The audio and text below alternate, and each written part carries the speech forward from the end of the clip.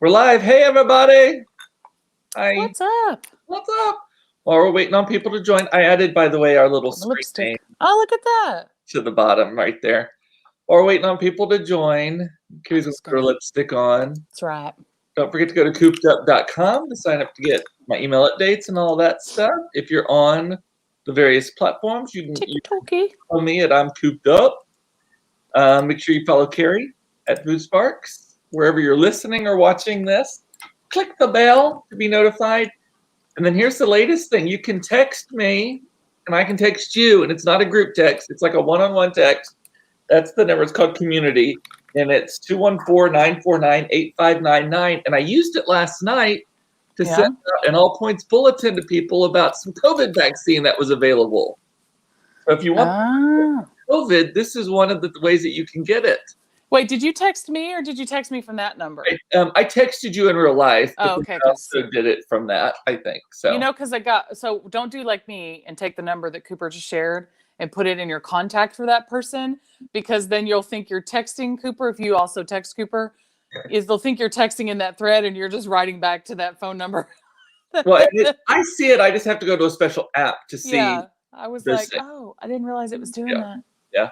You can keep it in there, but you just have to put it as a other number or something. I did, and that's what happened. So that's weird. I took it out of your contact because it was confusing it. Yeah. Anyway, my mama said she's not going to be able to watch live today. Will not be the first one. She has to watch it on the repeat. It's not that she's never missed. She's missed before. I never knew that. Just a couple, but she's got like a 1% absentee rate or something. Like it's pretty low. She's forgiven.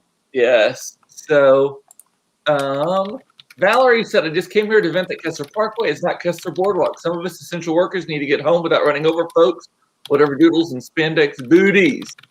Well, slow down. It is still a street. It's not a major road. So I walk in the street most of the time, actually, because there's just too many people out on the trail right now. But other than that, hi.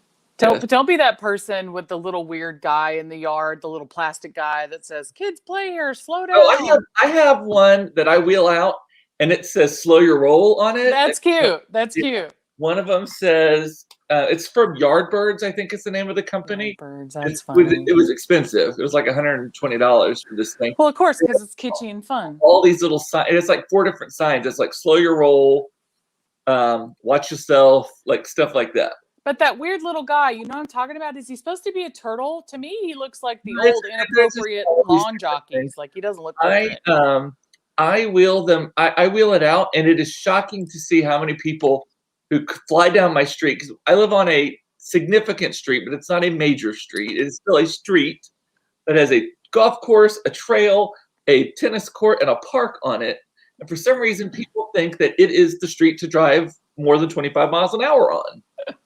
And they just come around this, and it's also a curve. So they come around this curve, and I have that thing out, and they always come to us and stop. So slow your roll. Like, yes. There's some that have a kid with a backpack. That's why it looks like a turtle. Is it's a kid with the backpack? Oh, is that what? It was like, I don't know.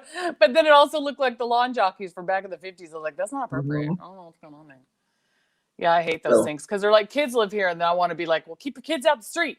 You can tell I don't have children. Sorry, y'all. The children. And Michelle Scondre got her shot today. Woo! You don't feel too heavy from it, but good job. Isn't it a relief? Speaking of, and Allison Bennett is on. We haven't seen her in forever. Hey, Allison. Yeah. On the Facebook diet, she says, oh, girl, you were strict. Seriously. Welcome to February. Bring back the alcohol and the social needs, people. Chills. And Kerrie, we've only got Kerrie till 5 today. I know. People schedule meetings on my calendar. I'm like, how dare you? This will just be a normal 30-minute cooped up, which is normally what I do instead of. So anyway, so next week, Kerrie and I. This is the last time Kerrie and I will talk on Facebook Live before we are mutually, fully filled with whatever the poisons are that they're putting in our bodies to fight the virus. Well, no, we'll have next Wednesday. No, I get mine on Tuesday. No, I know, but we're not going to meet together till the week of the 22nd. No. I mean, I just meant that by the time this rolls around next week, we will both have had our second shot. Yes, we will be full of trying les to- poisons. I was just trying to say it in a fancier way, but obviously I did not succeed. I'm actually a little scared. I know, I'm a little apprehensive. These articles keep on coming out. They're like, yes, you're going to feel like shit, and that it's working. And I'm like, but I don't want to feel like shit. And I wasn't feeling like shit. I wasn't really thinking it through. Well, I guess that day is like, I work for a public company, so I have earnings, but at least that's all done that day, and then I go get my shot. But I have to be like, thank goodness I don't have to feel like shit. If I feel like shit the next day, it's fine. I already took the day off. Well, I mean, not that I had to call into my boss, say, hey, boss, I'm gonna be sick that day. Technically, I won't have to be on it, but I do have a big media opportunity that I'm putting someone on the next day, but I don't have to be on that thing to be present. So I'll be like, oh, hey. Michelle is reminding us, better to feel like shit than to feel dead. That is true. It's true. And so Beth, are you, oh, go ahead. Beth can't wait to see a reunion between us two. I know. We're working on it. Yes. Have you also been hearing that us Moderna people, is Crystal on? Yes, Crystal, are going to have the booster probably in the fall. Are you hearing that? I've not heard that yet. To cover the other strains. I'm hearing a booster for Moderna. Crystal, let us know if you've got the insight. My friend was telling me, who also did the trial last night, he said, I'll keep you in the loop when I hear more. Yeah, another thing for me to have to track. So I have become a de facto vaccine pimp.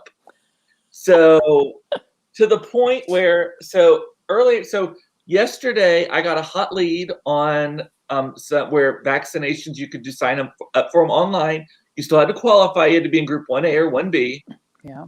We had to qualify for them, and it was out in Rockwall, which, for those of you not in Dallas, that is a tiny, super red Republican county immediately touching Dallas next to us. And it is like a city county. Like it is like the county and the town are the same thing. It's teeny tiny. It's the smallest county in Texas, I think. But anyway, they had tons of open spots. And I got a hot lead on it, and I sent it to a few people who I knew were actually like sick or needed it or whatever last night. And then I posted on Facebook. I was like, I got a hot lead. If you need it, let me know. I didn't want to post the whole thing. And phone blows up.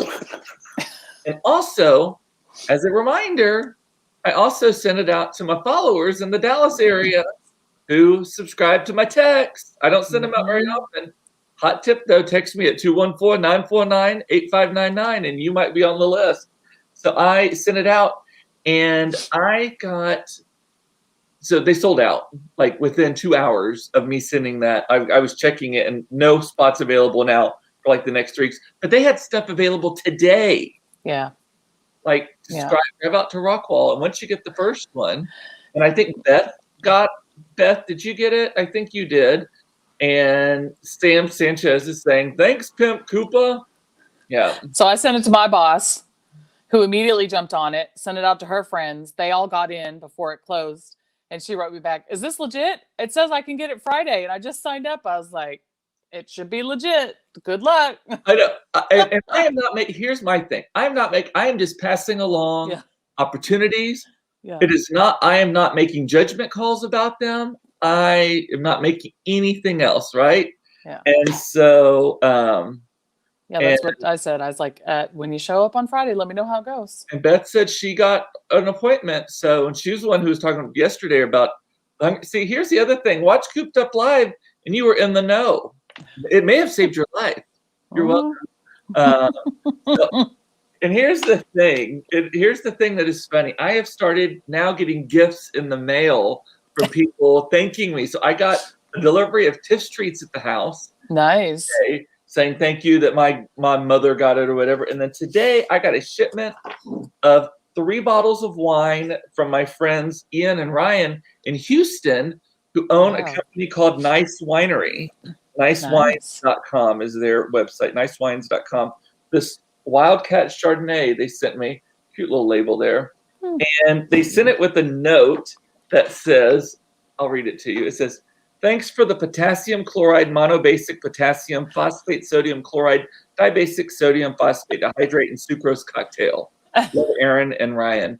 And I was like, what's that? And Todd goes, Google that. I bet that's the ingredients of the vaccine. Turns out it was. It is. It's so sweet. So, that's cute. And I'm like, maybe I am a pimp. Well, that's not the blingiest thing you got, though. What? Your person last night. What? The lady that you sent the shot to. What did I get? The ring. Oh, yes! Totally forgot about that. The whole point of this conversation. Yes. Last night he's texted me to tell me, I go, we're talking about this tomorrow, right? So I have a wedding. I totally forgot about that. Thank you for. I don't have a memory shit for shit lately. So the woman who designed our wedding rings, which because of my rheumatoid, I've developed like a knot here, and the ring is too tight on it. So she did our rings, and I've always wanted something a little bit blingier anyway. And so I was like, she was like, how can I ever repay you? I was like, well, my wedding ring doesn't fit anymore, so I need help with that. And she was basically like, I got you covered, and you want a diamond on it? I'm like, yes. So you got wine, diamonds. I forgot about the diamonds. Yes, I got cookies, all the best things. I got cookies, Chardonnay, and diamonds. Man, I'm telling you. Well, my boss, Cooper's like, let her know my finder's fee is Ferragamo. And my boss had written me back, and she's like, my friends got in too. She's like, we're going to ply you with alcohol. I was like, Cooper, what do you want? Vodka, tequila? Ferragamo. By the way, I am wearing the shoes today. The black shoes? Oh, those shoes. So Kerrie and I have this history that we go and we will have lunch at Nordstrom, which, by the way, I don't know if you're available on your birthday, but I've already made a reservation for your birthday at Basile. So we go have lunch at Nordstrom, fantastic restaurant there. Not fussy or anything. It's just good comfort food, reliable, good stuff. You have like 3 drinks, and then you go shopping, and you end up with a pair of Ferragamo tennis shoes. And then I also have from you a visit with you. I have a pair of Ferragamo loafers, and like, yeah, good stuff. And Sam wants my home address, 2126 Kessler Parkway.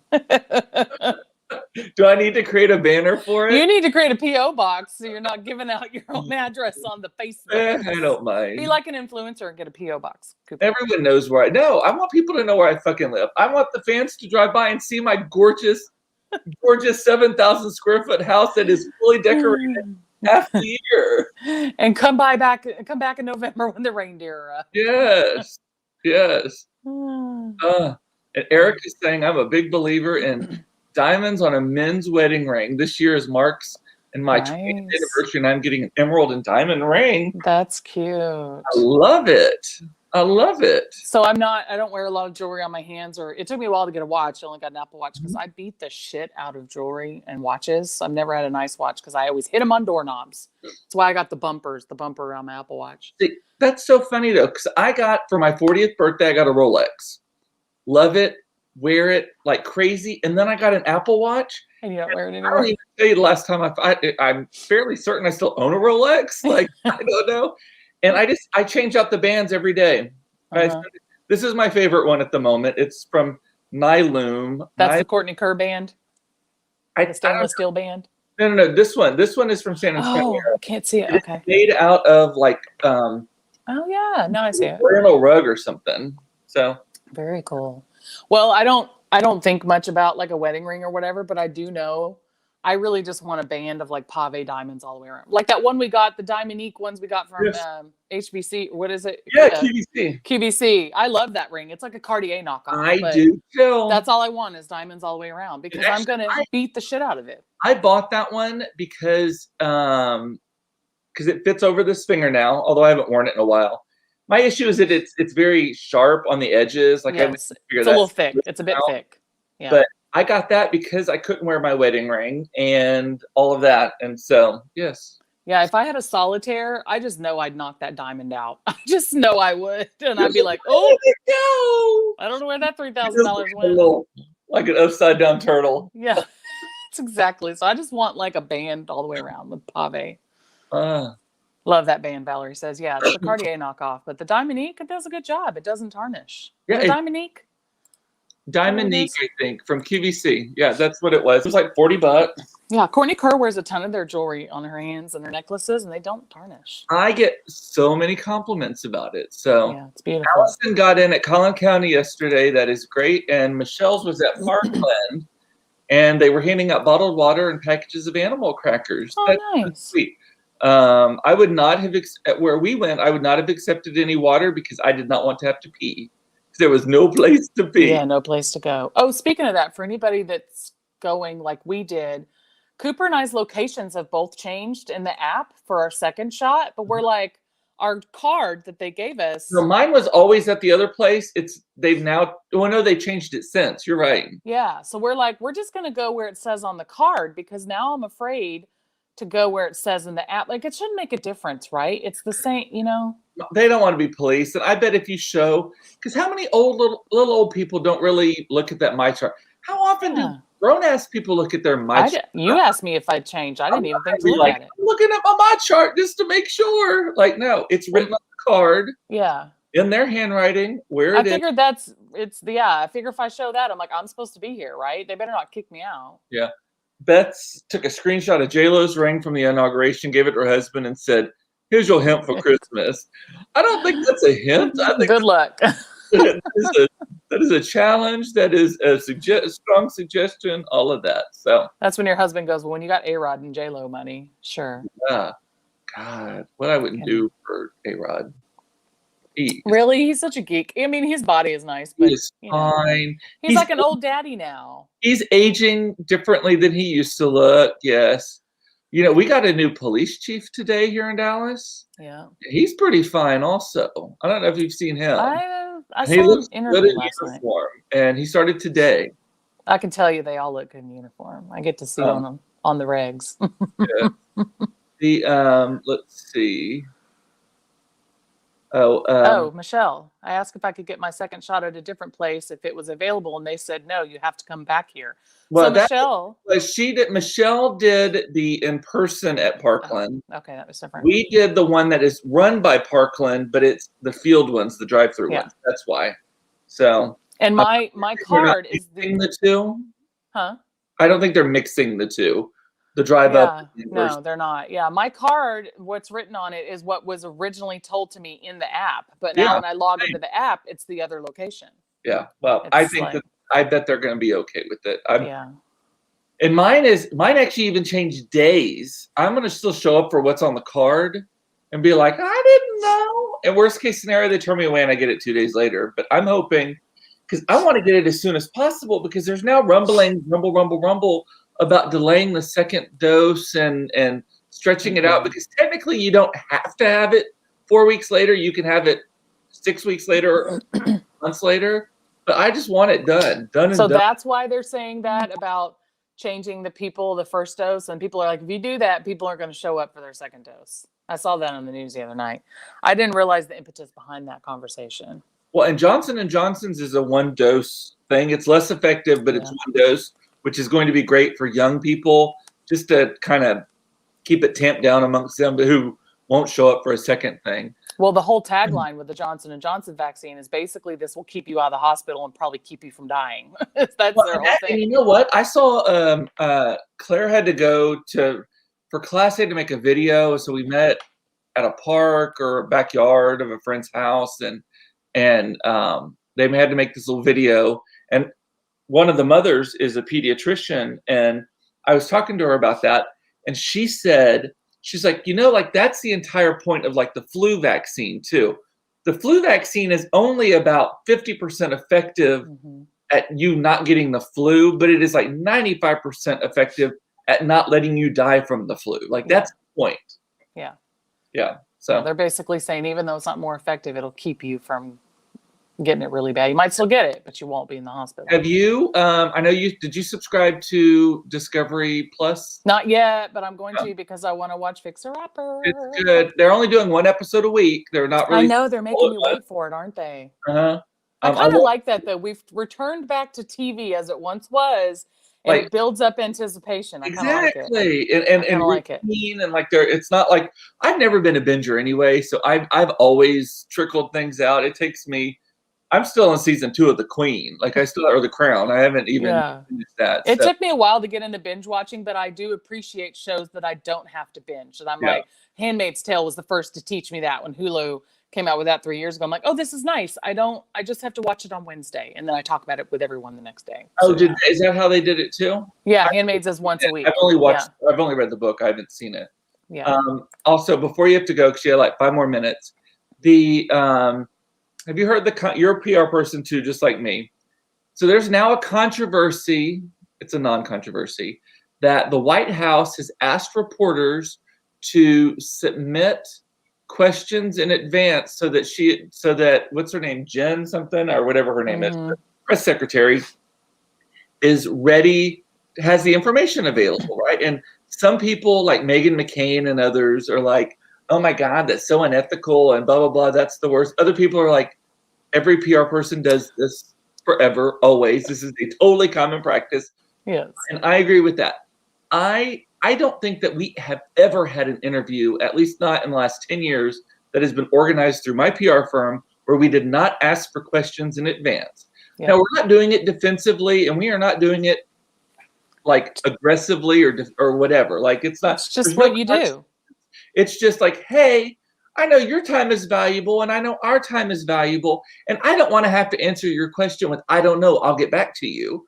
So just shoot me at least the topics we're going to talk about. Yeah. And the general questions. And I know that these things are free flowing and that you may ask, I may say something that prompts you to, or my client may say something that prompts a follow-up question. Totally cool. But like, it's 100%. And I would do that with the New York Times, and I would do that with butane propane news. Like it is. It's called, in our line of business, called prep and talking points. So you got to prep your speaker or your subject matter expert, your SME. Yes. And develop talking points. And a lot of it is maybe what they're going to ask them, but things you're thinking they might ask them as well. You got to kind of think through it and think what they might who is also in PR. She's actually a former client of mine. We did media training together. We ask, but we don't demand questions in advance. Exactly. I don't demand anything. It's more under the guise of, hey, I know your time is valuable. Ours is too. Let's just make this the best interview possible for both of us. So let me know what you're going to ask. Like, and it doesn't even have to be exactly, but just like, what's the latest on this project? Or what do you see about the future of this? Or blah, blah, blah. And none of us, and it's not like a demand, but I will tell you, 90% of the time we get a response. And that was another thing. Yeah. Someone on The View, there was a video on The View about this, that someone was like, one of the hosts was like, it's totally unethical for a reporter to engage in this, and a reporter should never, ever give questions in advance. I'm like, 90% of reporters I deal with just want to get the fucking story written, and they don't want to hear, I don't know. No. Yeah. For there are outlets like New York Times and like some dailies here, like Dallas Morning News doesn't like to give you questions. They don't want you to be wooden, but if you have a good enough relationship with the reporter or the journalist, you can talk to them and get an idea of what. Well, and it just depends. If it's breaking news, obviously that doesn't make sense, right?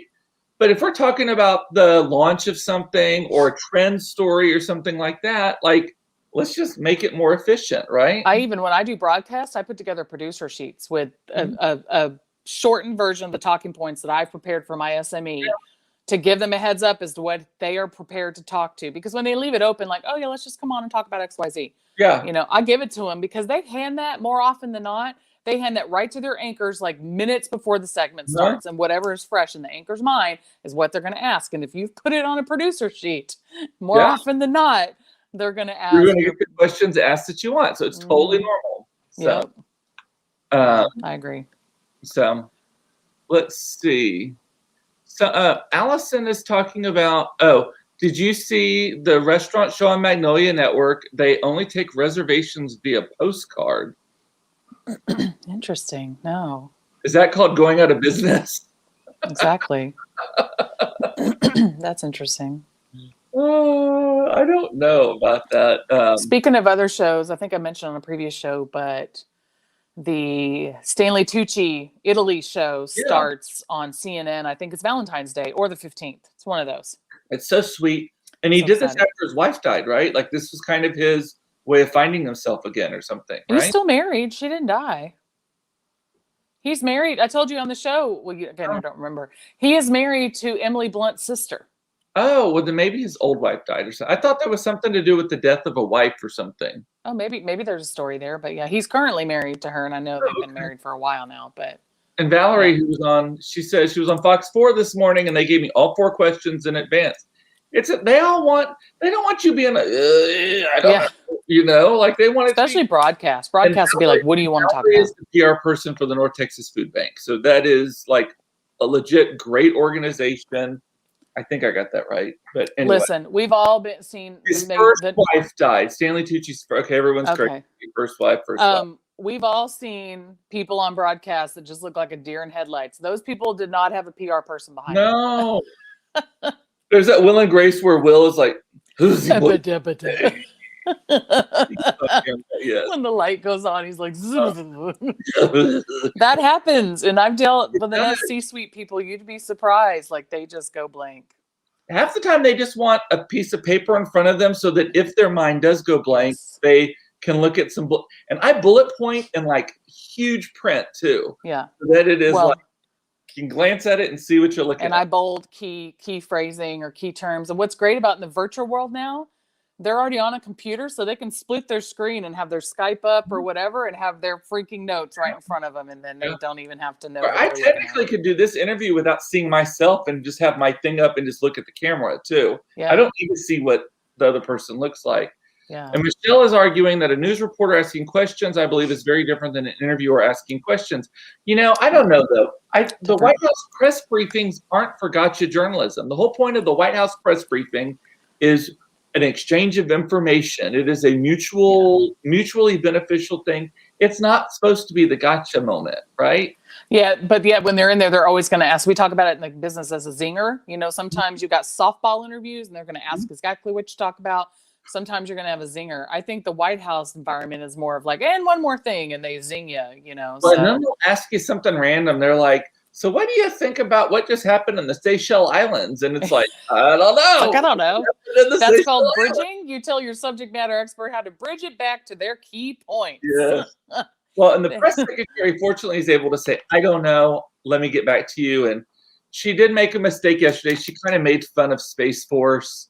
And then people are like, no, it's a real thing. It's now a branch of the military. And so she's since kind of backed off of it. But she's so, I like her because she seems like she is, I was going to say sweet, but I don't mean to say that. She seems like more genuine and like literally wanting to have a relationship. And I think you have to go now. Yeah, right? I got to run. I wanted you to finish your thought, but I've got to run 2 minutes late to my meeting. All righty. See you later. Bye, guys. Nice to hang with you. See ya. All righty. Well, that's all I got for today, too. I actually did not. She sprung on me that she needed to leave at 5. So I did not have a lot prepared other than that. And also, I wanted to talk about yesterday how Holbrook, Dixie Carter's, the late Dixie Carter's husband, died this week. And it was interesting because, you know, we've been watching a lot of Designing Women lately. Todd and I did that over lunch breaks for the last, however long, 7 seasons of it. And I read an interesting article. I did not realize he started playing Mark Twain when he was 29. And he did like over 2,000 performances as Mark Twain in his life. And he died, I think it was 85, 95, something really old. So anyway, so sad about that. So anyway, let's see. And Michelle's saying, she says, way too much. What's on the fly? I don't know. I like the new press secretary a lot. Looking at the questions real quick, just to make sure I didn't miss anything before I say bye to y'all. And my mom is not watching. Andy is saying she got her second dose and felt sick for about 12 hours, and her coworkers had the same experience. Yes, that is what I am kind of prepping for, looking forward to, and all of that. Okay. Well, with that, I'm going to say bye. I love you. It's important to know you are loved. I love that you watch this. This is my therapy every day. Thank you for that. Don't shoot yourself to death. Be kind to yourself. Stay away from people still. It's still a pandemic, y'all. So, and with that, I'll see you tomorrow at 4:30 for another episode of Cooped Up Live. And Monica's saying don't take any meds before I get the vaccine. Yeah, I'll have to check into that. Alrighty. See you tomorrow. Bye.